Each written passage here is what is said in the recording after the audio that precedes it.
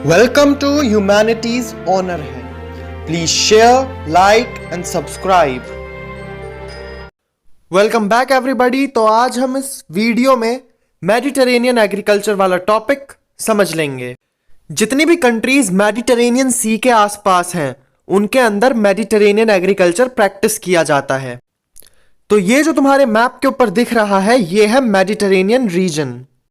Mediterranean agriculture को और जगह पर भी प्रैक्टिस किया जाता है, बट उन लोकेशंस को तुम्हें याद करने की कोई जरूरत नहीं है। मेडिटेरेनियन रीजन के अंदर सिट्रस फ्रूट उगाए जाते हैं। सिट्रस फ्रूट मतलब जो फ्रूट्स खट्टे होते हैं। For example oranges, grapes, kinnow, आंवला एटसेट्रा। मेडिटेरेनियन रीजन की स्पेशलिटी है विटीकल्चर मतलब ग्रेप्स कल्टीवेशन, और ये वन मार्कर के लिए बहुत इंपॉर्टेंट है। मेडिटेरेनियन रीजन के अंदर वर्ल्ड की बेस्ट वाइन्स बनती हैं using the high quality grapes. अब जो ग्रेप्स उतनी हाई क्वालिटी के नहीं होते हैं उनसे ये रेजन्स एंड क्यूरेंट्स बनाते हैं। रेजन्स मतलब किशमिश और क्यूरेंट्स मतलब मुनक्खे। क्यूरेंट्स किशमिश की तरह ही होते हैं लेकिन इनके अंदर बीज प्रेजेंट होता है। अपने पेरेंट्स से पूछना कि मुनक्खे क्या होते हैं, नहीं तो तुम इसे यूट्यूब पे देख लेना। मेडिटेरेनियन रीजन में ऑलिव्स एंड फिग्स की भी खेती होती है। ऑलिव्स तो तुम सबको पता होगा, ऑलिव से ऑलिव ऑयल बनता है, और फिग्स होते हैं अंजीर, जो कि मुझे तो बिल्कुल अच्छी नहीं लगती बिकॉज ये थोड़ी कड़वी कड़वी सी होती है। इन कंट्रीज के पास एक बहुत बड़ा एडवांटेज है। ये कंट्रीज सर्दियों में फ्रूट्स एंड वेजिटेबल को ग्रो करती हैं और उसके बाद इन्हें यूरोप एंड नॉर्थ अमेरिका की मार्केट में एक्सपोर्ट कर देती हैं। यूरोप एंड नॉर्थ अमेरिका की बहुत सारी कंट्रीज में फ्रूट्स एंड वेजिटेबल को ग्रो करना पॉसिबल नहीं हो पाता है क्योंकि वहां पे सीवियर कोल्ड होता है। मतलब अब ये कंट्रीज फ्रूट एंड वेजिटेबल के लिए डिमांड करने वाली हैं और इसीलिए इन कंट्री की गवर्नमेंट बहुत सारे फ्रूट्स एंड वेजिटेबल को इंपोर्ट करती है मेडिटेरेनियन एग्रीकल्चर वाले रीजन से, जिसका मतलब है कि मेडिटेरेनियन एग्रीकल्चर प्रैक्टिस करने वाले फार्मर्स को बहुत ज्यादा प्रॉफिट होगा। अब हम नेक्स्ट टॉपिक भी यहीं पे डिस्कस कर लेते हैं, market gardening and horticulture. Market gardening and horticulture का मतलब होता है कि जब हम छोटे छोटे फार्म्स के ऊपर फ्रूट, वेजिटेबल एंड फ्लावर्स को ग्रो करते हैं शहर में बेचने के लिए।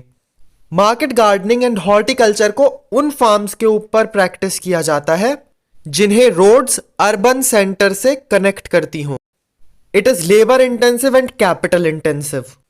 फर्टिलाइजर्स, पेस्टिसाइड्स, HYV सीड्स को इस्तेमाल करना, इन सब में बहुत खर्चा आता है। और जो वर्ल्ड के कोल्ड रीजन्स हैं वहां पे तो ग्रीन हाउस भी कंस्ट्रक्ट करने पड़ जाते हैं ताकि इन प्लांट्स को प्रॉपर हीट मिलती रहे। देखो ग्रीन हाउस क्या होता है, हम अपने प्लांट्स के ऊपर ग्लास से बना हुआ एक हाफ हेमिस्फेयर कंस्ट्रक्ट करते हैं। अब क्योंकि ये स्ट्रक्चर ग्लास से बना है तो सनलाइट इसके अंदर एंटर कर सकती है और सनलाइट के साथ साथ इसके अंदर हीट एनर्जी भी आती है।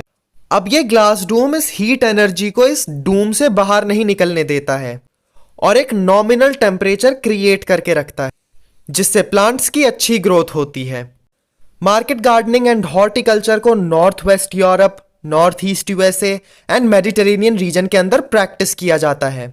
बट तुम्हें इन प्लेसेस को लर्न करने की जरूरत नहीं है। लर्न हो गई तो ठीक है लेकिन वैसे लर्न करने की जरूरत नहीं है। तुम्हें नीदरलैंड का नाम याद रखना है। नीदरलैंड के अंदर फ्लावर्स की खेती होती है, स्पेशली ट्यूलिप्स। नीदरलैंड में वर्ल्ड के बेस्ट ट्यूलिप्स ग्रो होते हैं और ये वन मार्कर के लिए बहुत इंपॉर्टेंट है। और हां, एक चीज और, फ्लावर्स की कल्टीवेशन को हम फ्लोरिकल्चर कहते हैं। अब एक और चीज आती है कि ट्रक फार्मिंग क्या है।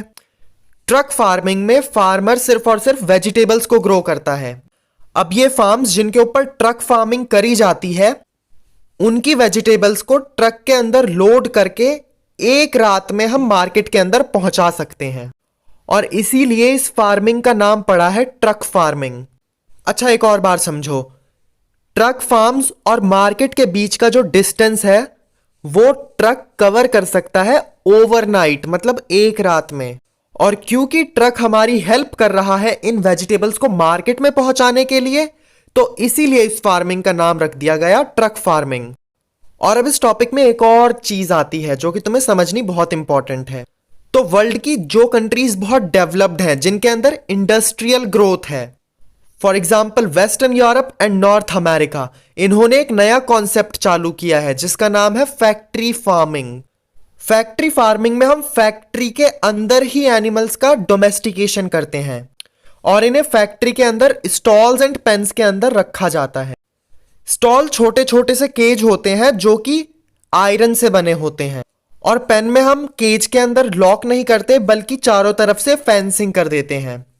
और अगेन इसे करने के लिए बहुत ज्यादा कैपिटल इन्वेस्टमेंट की जरूरत है, क्योंकि पहले हमें फैक्ट्री बनानी पड़ेगी, फिर ये स्टॉल्स एंड पैन्स खरीदने पड़ेंगे, वेटरनरी सर्विस के हमें अलग से पैसे देने पड़ते हैं, हीटिंग एंड लाइटिंग का अलग से खर्चा आता है। इन शॉर्ट बहुत ज्यादा बिजली का बिल आता है। चलो तो आज के लिए बस इतना ही। अब हम मिलेंगे नेक्स्ट वीडियो में cooperative farming and collective farming के साथ। तब तक के लिए बाय बाय। और हां, एनसीईआरटी को जरूर पढ़ना और इंस्टाग्राम के ऊपर जो टेस्ट दिया है उसे भी जरूर करना, और तुम्हें आंसर्स भी उसके साथ ही मिल जाएंगे।